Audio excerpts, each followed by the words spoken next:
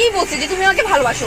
আমি আর ওরে মানা করছি যাতে তোমাকে ব্যাপারটা না বলে, কারণ আমি বিশ্বাস করছি তুমি আমাকে কথাটা বলবা, কিন্তু তুমি আমাকে কথাটা বলতে পারো নাই। কিভাবে বলবা? তুমি তো স্টুপিড। থাকো তুমি তোমার নখ খাওয়া নিয়ে, গেলাম আমি। বাই।